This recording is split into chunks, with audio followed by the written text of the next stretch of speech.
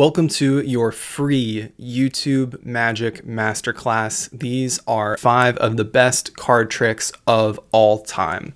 Imagine this, the spectator's card changes blue twice. You place a card in their hand, you place a card in your hand, and the cards change places. You're going to be able to learn how to make a spectator choose the card you want them to choose without you even touching the deck, make their selection transport and disappear out of their hands into the deck, and then we're going to end with a triumph routine where you mix the cards face up and face down, and they all right themselves except for the spectator's chosen card. I've been doing Magic since 2006, and this is a very curated list, intentionally curated for you to learn some of the best card magic there is, yet at the same time, these are foundational heavy hitters, so they're easy to learn, but they give you maximum impact. So this is your Magic Masterclass for free here on YouTube. It's like a magic kit where all you need is one deck of cards and you're getting all of this information for free. So if you enjoy this, please consider subscribing, check out the Patreon, or pick up some merch from the store. But otherwise, I hope you enjoy this. Kick back and relax and get ready to learn some magic. And for dedicated subscribers, yes, this is another one of my compilation videos. The algorithm just pushes it out differently, and so this might catch someone's eyes who didn't get to see one of these other videos. But regardless, hope you enjoy. This trick has often been called the world's best card trick. Do you agree? Well, let's learn it and you can make a decision for yourself. This is the Chicago opener, also known as Red Hot Mama. Yeah. Open sesame! Now, there's a lot of boring ways to try to find a card. I want to do a non-boring way. But real quick, just say stop. All right, right there, we will cut the card into the deck. Now, the non-boring way to find your card, we're actually going to blow on the cards. I know that's weird, but we're going to do it. So we blow on the cards. What happens? Yeah, one card turns cold. I know. So it's blue as opposed to the red of the deck, obviously. So let's see what it is. It is, in fact, your card. Not bad, but now you know what to look for. So I'm going to have you do the same thing you just did. Just say stop. You say stop there. Let's do this card. So remember that card? All right, we're going to do it again. So we blow on the cards, right? We blow on the cards. I know it's weird, but oh, let's see. One card should have turned cold. Actually, well, there is one here. What was your card again? There it is. So to do the Chicago opener, you just need one blue card, any blue card, and you're going to find the matching card in your deck. And this is in fact great as an opener because you can just carry your deck of cards around prepped in this way and then perform this as your first trick for people, which I have often done. Now I'm going to teach you the standard way and then my modified way. So the standard way is to have a card selected, and then it's going to be cut into the deck. Now, when you cut a deck, what you're actually doing is putting the top and bottom cards together. Anytime you cut the deck, whatever the preceding top and bottom cards were, they end up on top of each other. So now, this blue card, no matter what, if you just cut the deck with the selection on top, it will end up under the blue card. So you're going to do that, and you get to reveal this first card. Then all you have to do is a double turnover. I teach one on my channel and you can check that video out. So you do a double turnover, which is turning over 2 cards. And this loads the final reveal for later. So you're going to turn over the 2 cards, revealing that their selection has been changed into a blue card. And then you're going to put this back on top. Now I want to note that by simply cutting to the blue card, you load the red version of this card back onto the bottom. So to recap that real quick, when you cut the selection in and you go to the selection, you want to take these cards and place them down, do your double turnover, and then place these cards back on top. That loads this card ready to go. Now what you're going to do is a force. And so the standard way to force this card is to do a Hindu shuffle. A Hindu shuffle is where you pull cards from the top consecutively like this. You're holding the deck in this hand between your thumb and middle finger, and you're just shoveling cards over by pinching the top sides of the deck into a sort of a dealer's grip here. When you're doing that, you're retaining the bottom card. And again, so this is the standard way people like to do the trick. So you shovel cards, shovel cards, shovel cards. No matter what, when people say stop, they're going to see this card. So that's the standard way that it is taught, but I'm going to show you a different way in a moment. But then you can continue on, pretend that maybe something has gone wrong because it didn't turn blue, and then you get to reveal this card. Now, what would I recommend instead of the Hindu shuffle? Well, first of all, it's worth noting that regardless of what you do, I think some mirroring is helpful. On Alex Pandrea's channel, Magic Ballet taught this, and I think he was the one who used a Riffle force instead of a Hindu force. And I really like that. I think it's a little more normal seeming. So credits to him. I'm sure that's been in other places, but he's the one I saw it from. So when you do this the first time, there's an important mirroring is essentially what I'm saying. So when you start the trick and you have a card selected, let's do a different one just to make it easier. When you have a card selected, the first time you have it placed in the deck, you can go ahead and say stop. And if you do the Hindu shuffle version, you can load the blue card on top in that way. So the first time you do the Hindu shuffle, it's to place the freely chosen card back in the deck. Does that make sense? So then you can reveal, and then that way it's kind of normal and feels right for them to do that again. So the first time they say stop, they're saying stop for placing a selection back in the deck. They selected it like this, but you're placing it back in. And then to actually make the selection and do the force, you do that again. Say stop, they will, and you force it. And I think there's really good psychology there. So again, just recapping that, you have a card selected. You go say stop. They say stop, you've loaded the blue card in. You reveal the blue card. Then to have the card selected a second time, you go say stop. So there's that pairing there. But to do it a way that seems a little more natural, we're going to do a riffle force instead. So for the first part, you just have to say stop while running your thumb down the deck. They'll say stop, and you just cut the deck. They place their card in, and you go like that. Alternatively, you can treat it like a riffle force. So they've selected their card, you cut into the middle with a pinky break. You say stop, they say stop, and you're gonna lift on the pinky break so that you can load the blue card in. Either way works. So you're just using, instead of the Hindu shuffle, a riffle force. Place that in, reveal that we have a blue card, reveal that it is their card, and you're continuing on as before, but now you're going to riffle force the selection instead of Hindu forcing the selection. They say stop, you show the bottom card, place that in, and you can continue on like so, and that's just a little more natural than doing the Hindu shuffle. Now, what should you do with this card when you're done? Because you do technically have a duplicate of the card still in the deck. At the end of the day, if you're moving on into other tricks, I don't think it's a big deal. I think you can get rid of this card or even leave it out and just do tricks, and if the other 8 of hearts comes up, I don't think it's actually a big deal. But if you're worried about that and the discrepancy of that, what you can do is, instead of having the card genuinely lost into the middle of the deck, you can control it back to the top or bottom. And then after you've done the reveal, you let that moment sink in. And then you can say that you're going to take the 8 of hearts and place it back in your pocket. So if you do that from the bottom, you have to hide the 8 of hearts, and you're taking 2 cards and placing it into your pocket. So for that reason, maybe it's actually better to just control the 8 of hearts to the top, make the reveal, let the reveal sink in, and then say, I don't want to get distracted with a blue card. I'm just going to place it in my pocket. This is the classic 2-card transposition you run into any professional working magician on the street, or if they're doing a show.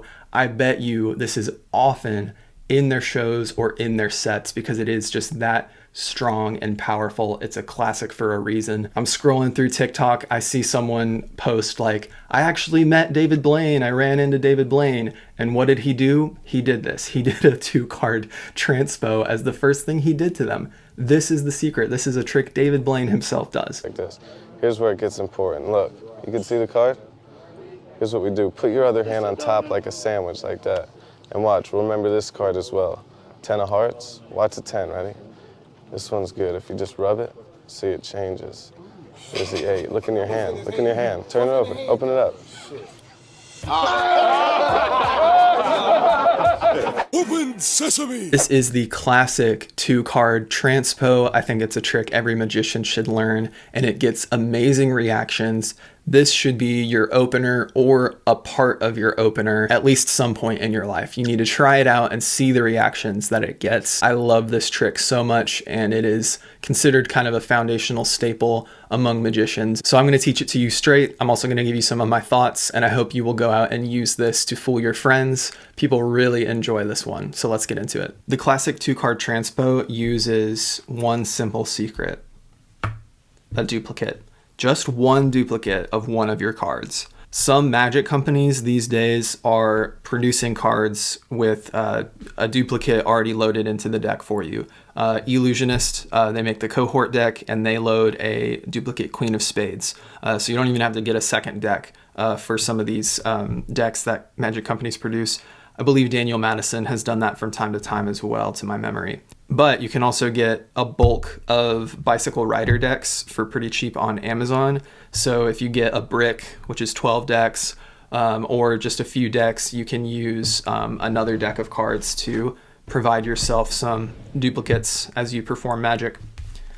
So you can just walk around with your deck of cards prepared in this way with the 2 queens loaded on top. And there's other ways to get into this from other tricks, but just for today's purposes, let's just go ahead and assume we also have another card prepared in between them. So if you just want to straight up perform this trick from the start, you're going to have duplicate queen, a whatever card, and the other queen loaded on top.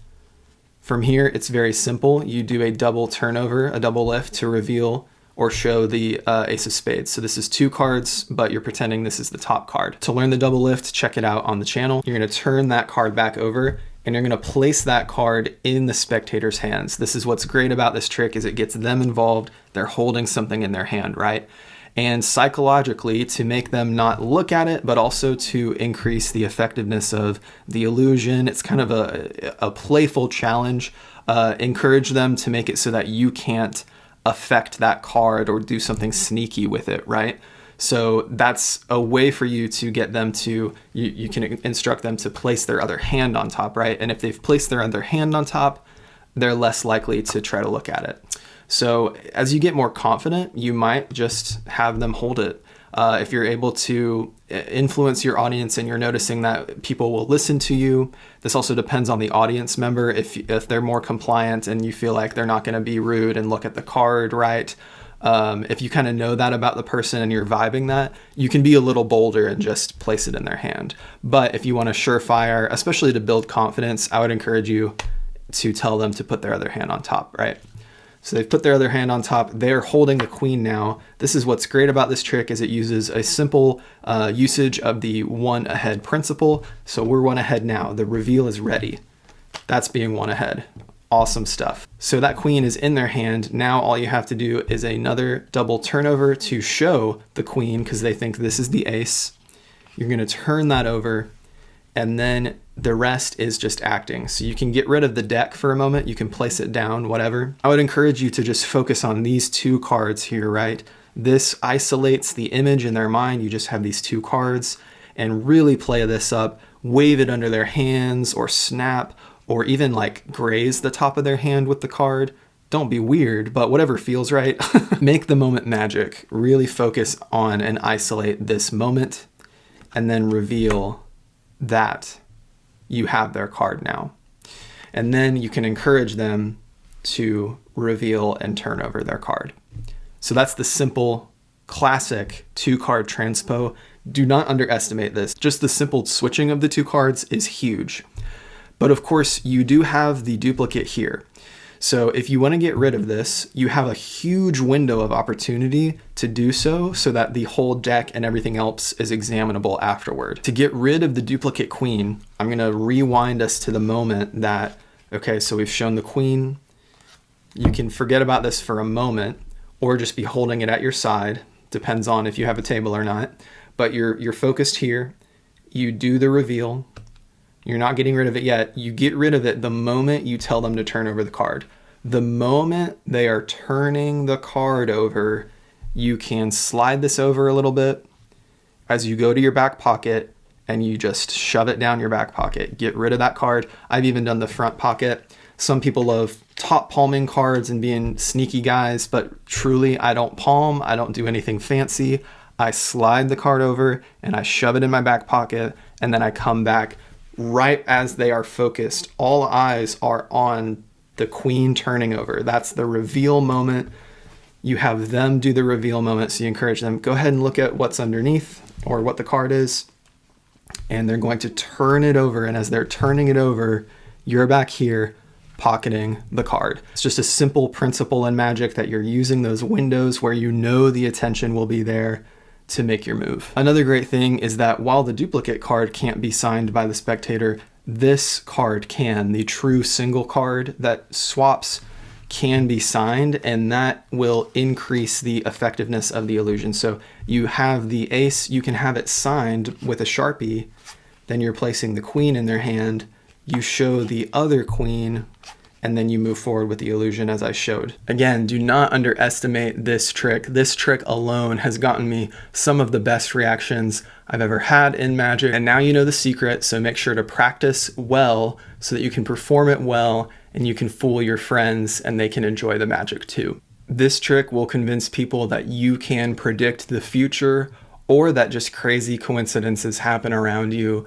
And the crazy thing is, it is completely self-working. Let's get into it. Open sesame! The audience shuffles the deck and you take out 2 random cards for them to use, and you gather 2 friends to have these 2 cards. So maybe one person's over here, one person's over here, and the first person is going to deal down cards until they're content. And once they're done, they just place that card face up in the deck where they finished, and the rest of the deck goes on top. And then without overlapping that card, the other audience member themselves does this as well. And when they're content stopping, they're just going to throw their card in as well. And despite the fact that they shuffled the deck and then they dealt the cards themselves, this crazy coincidence happens. Or maybe it's magic. When you have the audience members shuffle the deck, you're going to take 2 cards out. So let's do this fresh to show you. The 5 of spades ended up on bottom in this situation, and the 7 of clubs ended up on top. So as I briefly go through the deck, I want to make this as quick as possible, but don't freak out. You're going to get the pairs to those cards. So it was the 7 of spades and the 5 of clubs is the other one. So what we're doing here is you're just taking a quick peek of the top and bottom card as you take the deck back to find these cards. And all you're saying is, I'm just going to grab a couple random cards, but you're actually looking for the pairs of these 2 cards that they just happen to shuffle into those positions. Another way you can do this is with special cards like face cards, so you can load 2 queens and then retrieve 2 queens. That's the way I used to do it, but that takes a little more time. So this feels a little more off the cuff and random of like, let's just throw some random cards out here. Make it casual. The trick hasn't started yet, right? That's kind of the idea. And then you can do this with 2 separate people, or you can just do it with 1 person. It doesn't super matter. But if you have 2 audience members, you can almost play off the fact of like, they're doing this with each other or they're trying to like sync up mentally, which is kind of fun. But regardless, you hand the deck to 1 audience member and you actually want to hand it to the person who has their card on the bottom. And they're going to start dealing cards and you just instruct them to stop when they feel like it. So they'll stop and then instruct them to place the card face up in the deck. When they place these cards down, that's going to load this card there. So you can kind of see where we're headed with this. And then as long as they don't deal past this face-up card already, the other audience member, you can instruct them to do the same. So just tell them to stop whenever they feel like. They place the card face up, and you're explaining like this is to mark it for later. and then that gets loaded there. So this is completely self-working as long as you prepare the deck to be in the state it needs to be, and you instruct your audience members well while also staying casual. It's a fine line we have to walk in a lot of Magic. So you want to make sure they follow the instructions right so the illusion happens, but you don't want to be weird. So just make sure you guide them through that. Then you're going to spread the deck. The first time I saw this trick taught was, I think, by a Tony Chang on a live stream, and he did a kind of different version of it. But regardless, you're going to take the card above each of these cards, and you can then reveal that they match. The important thing about this trick is presentation, and that goes for any self-working trick. There's almost inverse proportions here of like, the easier a trick is or the more self-working it is, the even more valuable that dressing it up with presentation is going to be, right? So one thing to help might be having two participants and playing off of them. That can be a very fun interaction as well, but also recapping and emphasizing. So emphasizing the fact before you do the final reveal, emphasize like, hey, you guys shuffled the deck, you held the deck, and you did the dealing. I didn't influence you to make the decisions you made, right? Kind of emphasizing those things will really help in making this just seem absolutely impossible. You want to increase the drama of this. What you can actually do is take a smaller packet of cards, rip them in half, and then do the trick the same way, but now you're dealing with finding the other half of a given card. So you're going to load up the force cards in the exact same way. You can perform it in the exact same way, but it's a little more dramatic, like you're finding the other half of the card. People also won't be as used to seeing a torn in half deck of cards, and so there's a little bit of novelty and intrigue there. First time I saw that was from Brian Brushwood's long-going Scam School, Scam Nation, kind of that brand. They had a YouTube tutorial where they talked about that version of the presentation, which I really liked. And so if we take that a step further, and I'm not sure if they mentioned this on their video, but if you wanted to completely take this outside the realm of cards,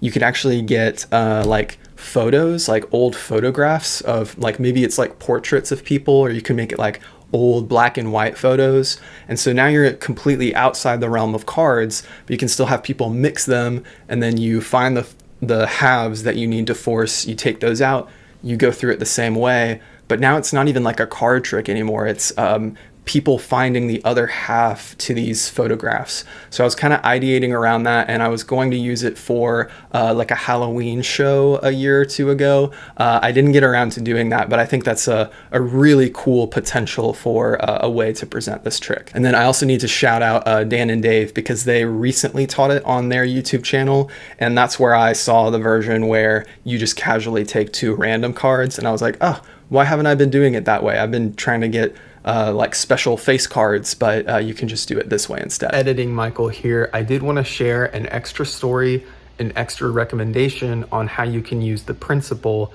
found in this trick. So this trick is typically done with two selections. There was one time where, and I know this is going to sound like a big fish story, this is to help you, but it was a fun memory from the different performance experiences I've had, where someone happens to carry around a playing card in their wallet, and they asked me if I could do a trick with their playing card. So it was kind of an off-the-cuff. I was already performing some magic, but it was kind of an off-the-cuff invitation or challenge or request. And so what I decided to do was do this trick, but with only one card. So I loaded the matching card to theirs. I think it was a Queen of Hearts, and I forget the relevance of why they had it. So I loaded it to the bottom, and I had the other participant do the deal. And then I had her place her Queen of Hearts from her wallet face up in the deck. And then I went on to present it just as one card being found. So I think we typically use the two selections probably for multiple reasons. Getting the two spectators involved is fun, and finding two cards is cool. But it also probably helps to mask the method some. So there might be a risk in doing this with only one selection. But I think if you present it right and you do those emphases that we talked about, the fact that you're using the card above the face-up card instead of what should be the card they look at below the card, if you're able to present this well, I think people miss that fact, which is a really fascinating psychology. So that also brings up something helpful, which is that being curious, being helpful, and being able to take these tricks in the stock version and being able to reapply them when the opportunity presents itself is really helpful in Magic.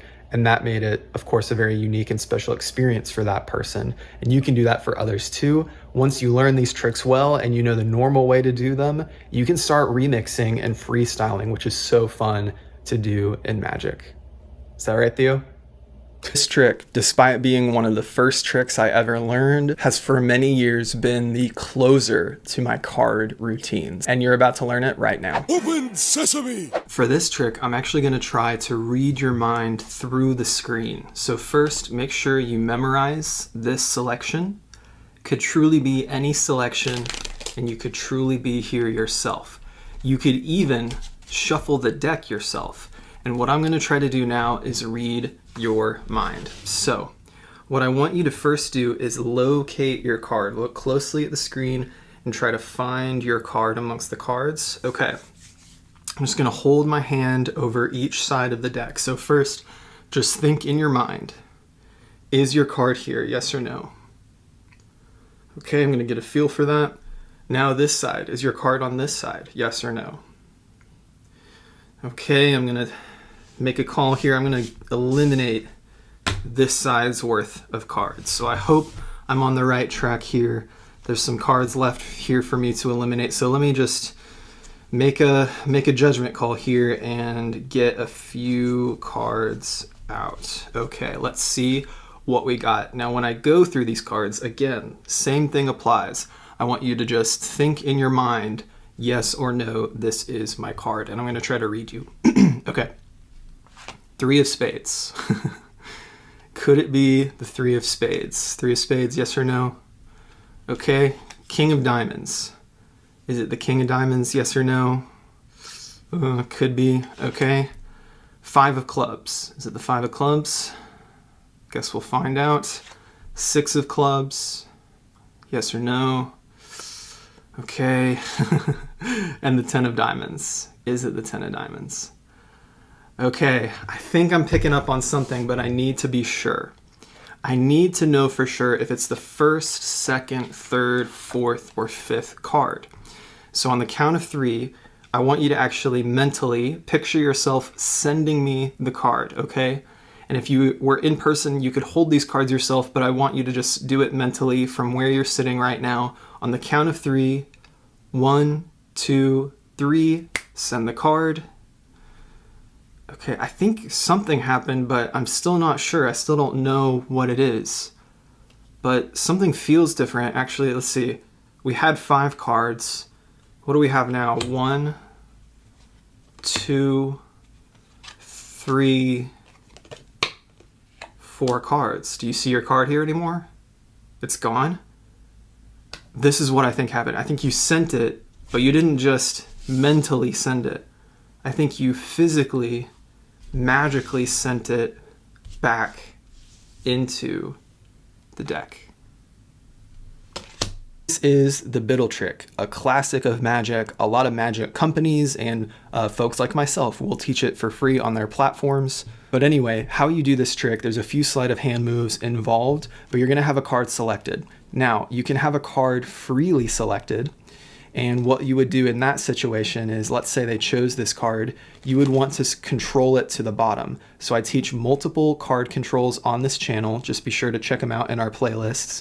But you need to control it to the bottom somehow, right? And by controlling it to the bottom, that allows you to peek the card. So in peeking the card, you can just pretend to maybe square up the deck and take a look at it, or you can dribble the cards. As long as they don't see that their card has been controlled to the bottom, there's many ways to peek. So again, you just control the card to the bottom in your favorite method. And I like the method of maybe you dribble the cards and you square them up and you peek the bottom card.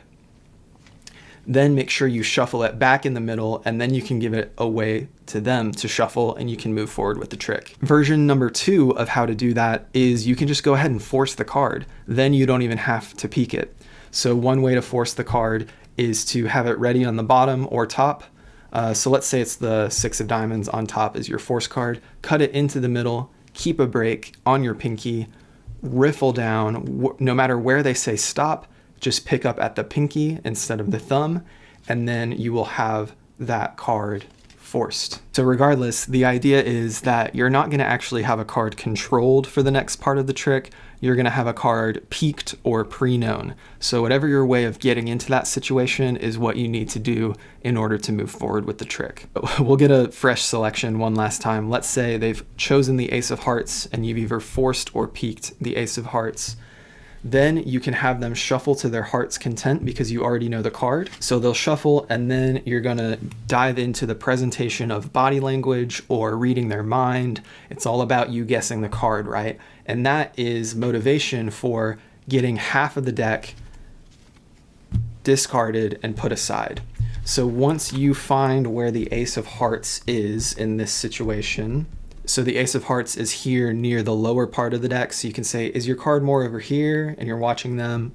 Or is it more over here and you're watching them? And of course you make sure they can see it themselves. And then as if you're just kind of going off a hunch, you're gonna just eliminate the half that the card is not in. From there, you're continuing on the I'm trying to read you vibe. And when you see their card, you're gonna want to up jog a card a few cards before it. Then you go to their card and up jog it second. You want it to be the second card you up jog. Grab another, grab another, grab another. I'm just trying to do one card every few cards, and I try to throw a pretty good balance of colors there. So you get those cards out, and you're going to turn this part of the deck over so that you can hold them on top of the deck. And this is one of the secret moves that gets ready for the next part. You're going to deal this off, and again, it's as if you're trying to read them. Then you're going to deal off what you know is their selection, and you're going to keep a pinky break under it. Here's the secret move. As you go over to deal the next one off, you're going to load this onto the bottom of this packet. So you take the 2 of clubs, you grip the Ace of Hearts, you load the 2 of clubs down, you deal the 2 of clubs down, and you're already done with this part. You've loaded the Ace of Hearts face up here. So you want to be careful. It can be easy to flash, so just make sure you've loaded it flush, and you also don't want to flash too much of this here. So all together now, one more time, you've taken the Ace of Hearts off, you come over, you load it underneath and grip, and you're going to deal the 2 of clubs in a way where they don't see the 6 of spades underneath. So now in their mind, you have 3 cards, but you actually have 2, and you've loaded that other one there right under their noses. Haha. And then you can continue with your acting. And it's important to not just rush through the next parts. It's like, oh, I've done the work. I'm good now. I'm just going to move forward. No, they don't know where you're going with it. So you need to present it straight. Each card could be their card in the presentation. So you're moving through each of them. And then when you're done, you're going to place this to the side on top of the rest of the cards, which loads the Ace of Hearts face up in the middle of the deck for later. So this is casual. You're not treating it like it's anything special, because you're actually, these are the cards you've eliminated, right? So you don't want to accidentally flash still, but to the presentation, you need to make this casual. It's like, all right, get rid of those, whatever. And this is the focus. So you're going to go over here, and before you do the reveal that the card has vanished, you want to do one more casual convincer. Again, you're not making a big deal out of it in terms of how you treat it, but it bakes in psychologically that this is 5 cards, right? And when that's really important for the vanish.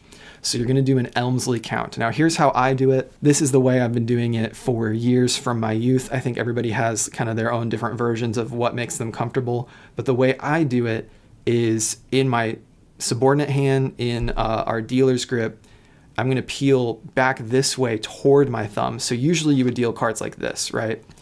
But I'm going to peel it this way so that I can transfer to my dominant hand, and I'm going to start holding the cards at the bottom corner like this. And that's going to assist in the false count. And that's what an Elmsley count is. It's a false count. So I peel back, I take these cards and I deal, and I say 1. It's very similar to the illusion earlier. What we're creating the illusion of is that we're dealing off 5 cards into our hand. But what we do is we cycle through one of them one extra time. So I peel back, I go 1, and then instead of just dealing another card, I actually load this card as I go to deal the other card.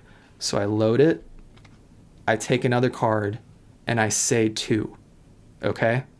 So again, this is meant to replicate the illusion of it being just like 1, 2. That's what they think they're seeing. But you're going 1, loaded on bottom, 2, this is still just 1 card because you got rid of that one. So once you do that, you can go 1, 2, 3, 4, 5. And when done in motion, casually, smoothly, not too quickly, you'll get that knack for it. It really looks like you just dealt out 5 cards. So again, at speed, you're saying, gosh, I'm trying to figure out if it's the first, second, third, fourth, or fifth card. How cool is that? You want them to actually try to mentally transmit the identity of their card to you. So that presentation sets it up to be about sending. So that will transition us for the surprise of this whole time you've been trying to guess the card, you're about to have the card appear in the deck. So by saying, I want you to send me the card. In your mind, send me the name of the card. Okay, on the count of 3, 1, 2, 3, send it. So you're saying those words of sending, and that way when you're kind of acting confused, I'm still not sure. Actually, look inside. You then have them deal out the cards. Well, what you can actually do is you can have them count it first. So 1, 2, 3, 4. You get that hit that it's 1 card less.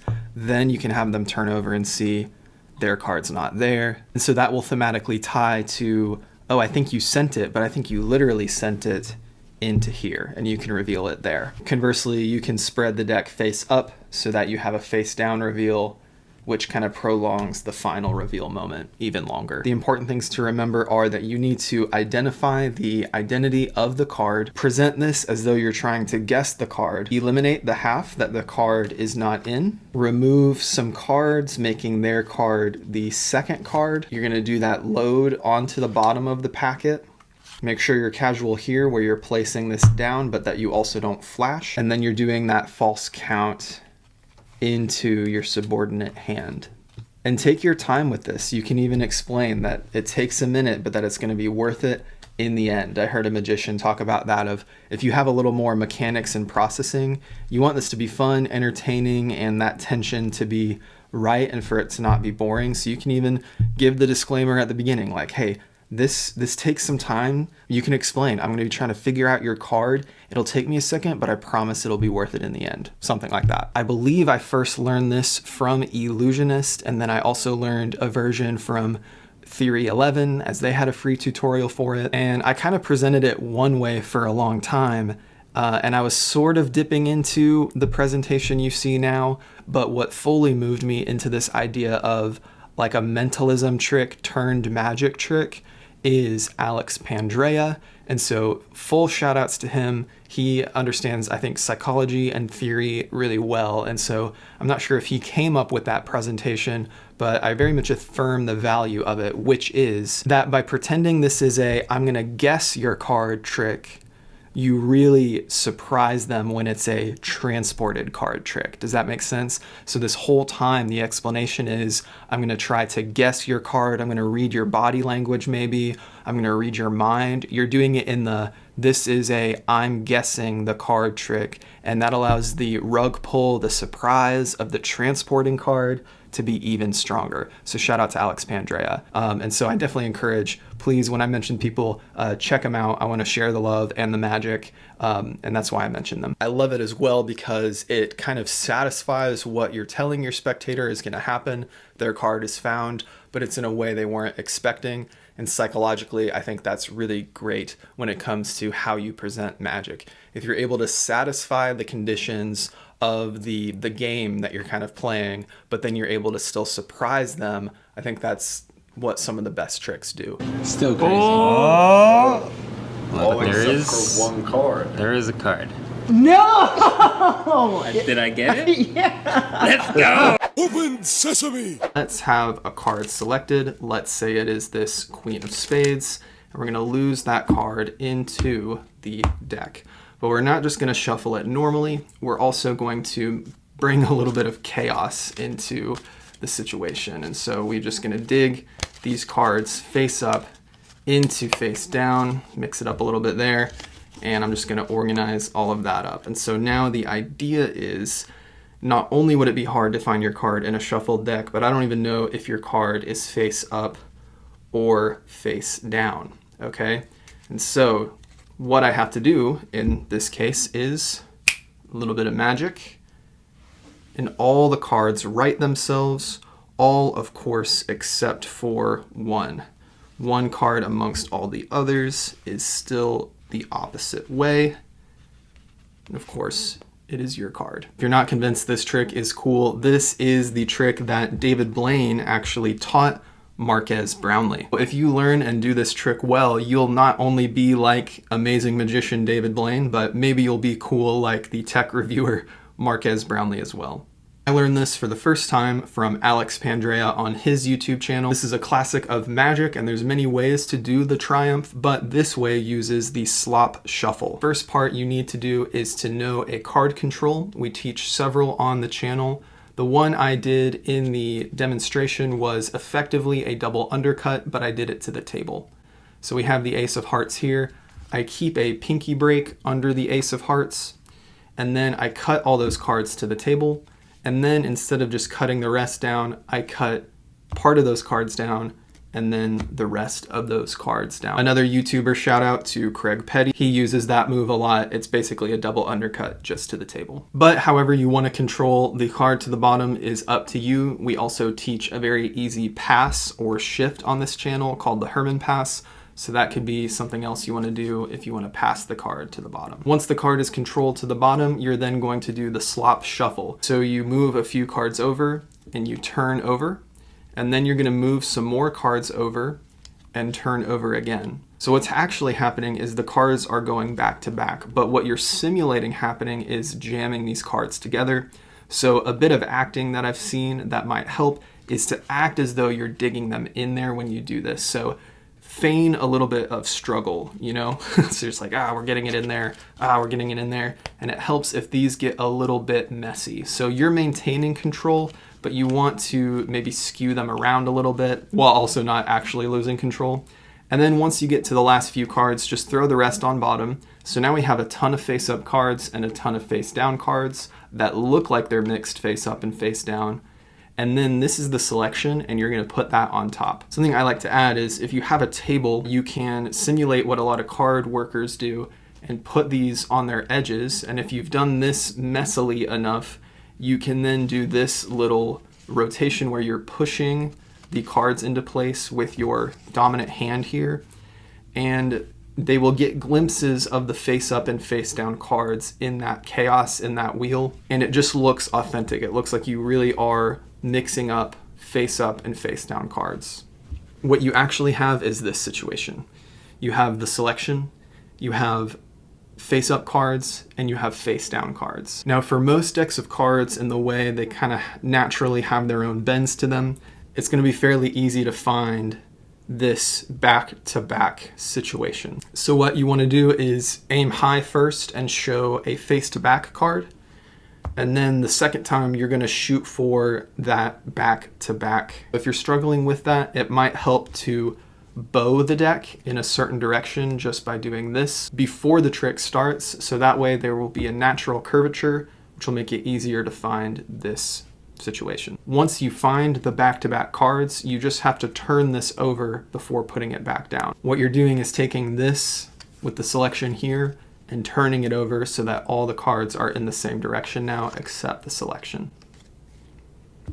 So we go high, and then we shoot for the back-to-back, and then we place them down the opposite way. If you're doing this in the hands, you can adjust your grip so that when you get here, you hold the cards naturally like this before putting them together. Then you're good to go. Before you reveal it, I recommend turning the deck face up. This allows the reveal moment to be delayed. So instead of seeing a face down deck with boom, there's their card turned over, do it like this so that you see one magic moment being that all the cards have righted themselves, and then you're revealing their card. And how cool is that? And again, that's a trick that David Blaine uses and that he even taught YouTuber Marquez Brownlee. So now you know. If you want to learn other versions of the Triumph, check out Doug Kahn's channel. He teaches some more technical versions. And if there were any other tips I would give, it's that this moment here where you're doing this, you want to purposely be a little chaotic, use a little bit of acting like you're jamming it in there, and you don't want to take too long, because the longer you take, the more they're going to be able to see what's happening here. And remember, it helps if these are a little out of alignment so that you can do this nice move of organizing them all. And before you perform this for the first time, make sure that you've gotten really comfortable with finding the back-to-back cards. And this is another acting moment as well, where you're wanting to explain that this is the situation the cards are in before putting this back down. And that's another thing to pay attention to in practice, is that you're not accidentally putting the packets back together in the wrong orientation, because then you'd get another face up, face down, entire blocks of cards, and that's obviously not what you want. So remember, when practicing, you really want to get your critical sleight of hand moments down, so the control, the slop shuffle itself, finding those back-to-back cards and doing the turnover. And then once you're feeling comfortable with the mechanics of a trick, and this goes for any trick, you then are having to think about what you're saying to justify each of those moments. So during the slop shuffle moment, you're talking about chaos. You're not trying to overprove it. You are just truly believing, acting as though you believe that these are actually getting mixed face up into face down. At this nice little touch. And then this is a moment where if you're not practiced enough, you can get tunnel visioned and you're just focusing on finding your back-to-back cards. So make sure when you're practicing in the mirror and on camera, what you say during this moment of this is, you're just displaying to the audience. So look, we got different orientations of cards, face to back and back to back. And then don't forget, don't just put this back down, but you need to turn it over before you put it down. So we talked about how in the hands you might go into this pose before putting it back down. The reason I pick up from Biddle Grip is that it's easier to get to this spot, but then you can readjust. So maybe even using your other fingers here to readjust like this before putting it down. But again, at the end of the day, you're being casual, so it's not that big of a deal, because it's in the guise of that presentation of how some cards are in different orientations. So think through it intentionally, but don't overthink it. And then you'll be able to have this nice reveal moment. If you're still here at the end of the video, thank you for watching all the way through, and I hope you got something out of it. You are now set up to be a master of some card magic that you can show to your friends and family. And with you having 5 tricks under your belt, that is a really good amount to get started with or to focus and hone in on. A temptation in learning magic is to just learn tricks, learn tricks, learn tricks. And of course, that's super fun. But if you're able to hone your focus in every once in a while on just a few really good tricks, make sure you're ready to do those at a moment's notice and start to learn how to string them along, go from one trick into the other. That's really going to set you up to be confident in performing, and you're going to get that satisfaction of having those amazed reactions. So practice all these tricks well and enjoy them. Have fun. Doing magic is the best hobby there is. That's why this channel is called The Hobbyist. But if you enjoyed all this, again, please consider subscribing, liking, leave a comment. Check out the free Patreon if you'd like, or consider picking up some merch from the store. Keep enjoying magic, be kind to yourself and others, and I will see you guys in the next video.